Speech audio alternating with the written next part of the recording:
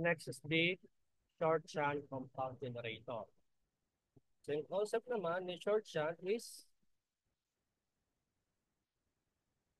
so let's say meron na tayo armature winding. Kung kay long shunt, is magsisiris muna tayo ng series field. Kay short shunt naman is nakaparallel na agad si shunt field natin.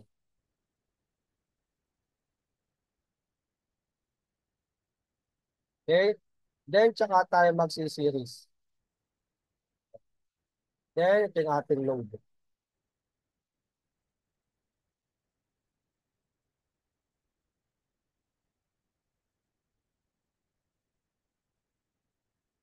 Ayan. Yeah, from this, ito yung ating armature resistance, generated EMF, then yung ating shunt field, then yung ating series field. Ito yung ating load, terminal voltage.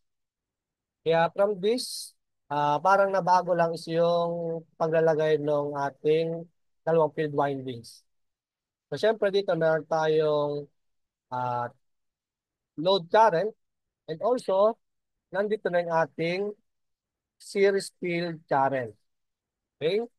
So, dito naman si field winding o shunt field current natin, meron tayong armature current. Kaya sa short shunt compound generator, ang equal naman is si series field tsaka si load current. Okay, so by formula, pwede natin ilagay. So by KCL, yung ating armature current is simply equal to, so load current na lang ilagay ko. So plus the field o shunt field current. Okay, so to calculate for the generated voltage o induced EMF, so we have yung terminal voltage natin. So plus yung ating voltage dito sa series field, which is so IL RSE.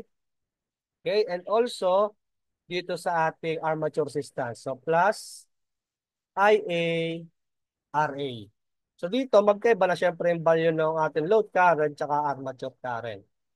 So ayan yung concept naman siya short shunt. Kaya siya tinawag na short shunt kasi mas ma-iksi yung ating shunt field. Unlike kanina kasi, yung paglalagay natin ng shunt field, kasama pa yung series field, di ba? Example tayo. So a short shunt compound generator has the following armature, series field, and shunt field resistance of 0.04 ohm, 0.03 ohm, and 80 ohms respectively.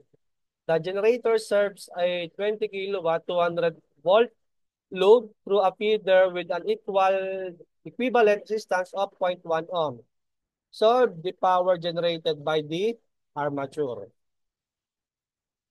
So, drawing muna natin.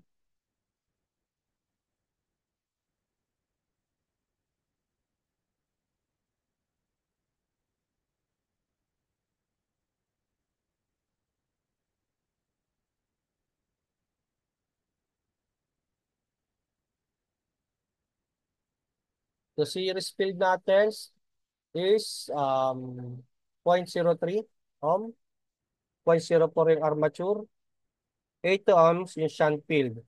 Then ito yung ating generated EMF. Okay, so yung load down natin, 20 kilowatts,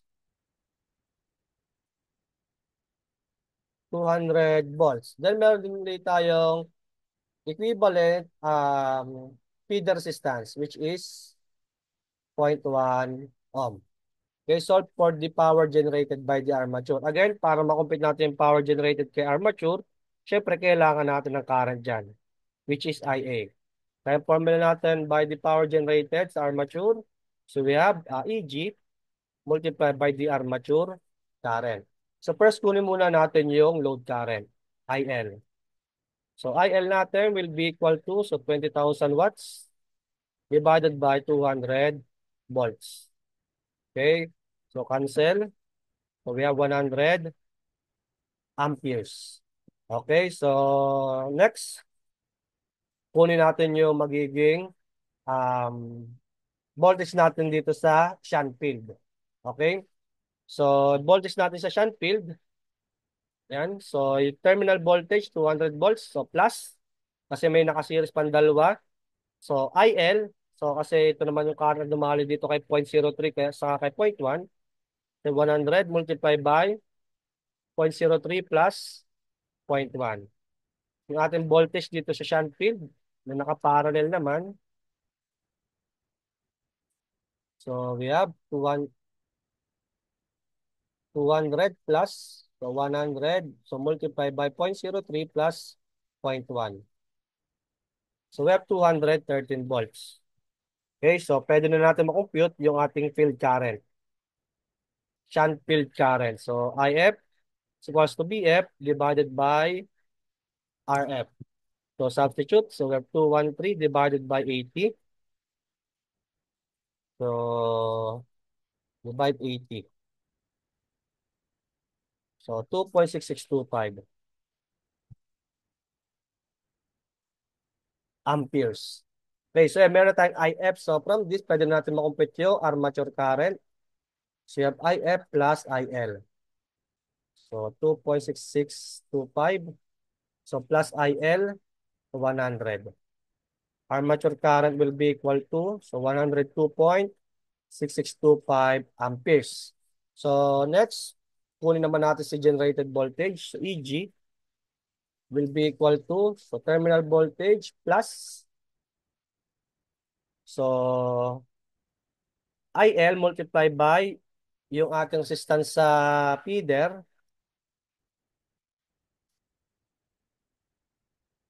okay, plus resistance sa series field, then plus yung voltage na meron tayo kay armature. So we have IA, RA. So substitute. So terminal voltage is 200 volts plus IL, 100 multiply by RF tsaka RSE. So 0.03 plus 0.1. So plus IA, so 102.6625 multiply by RA, 0.04.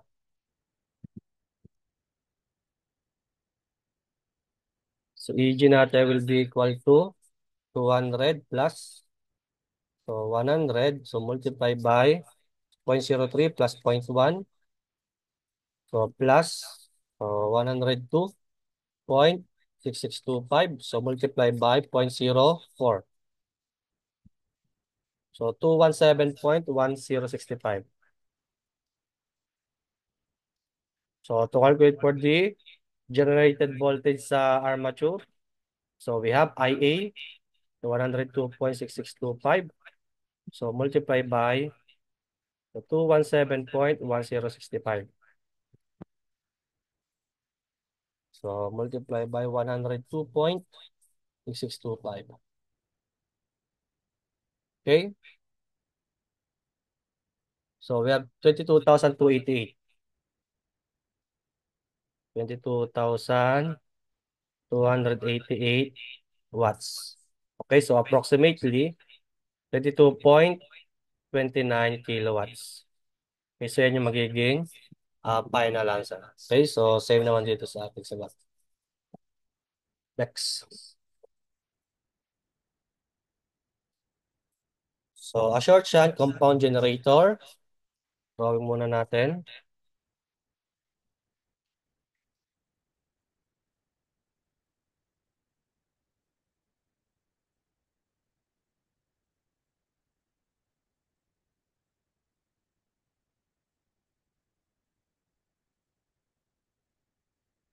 So meron tayong armature resistance of 0.02, shunt field resistance of 80, then series field of 0.03.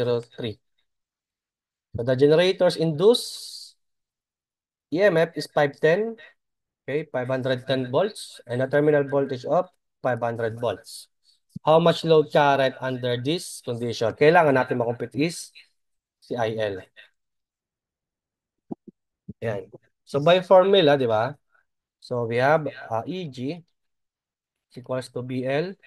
So plus IARA plus ILRSE. Okay?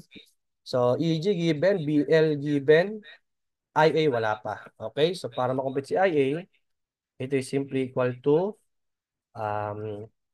IL plus IF. Okay? So, ang IL ang kukunin natin. So, kailangan natin muna makakuha tayong equation ng IF. Okay?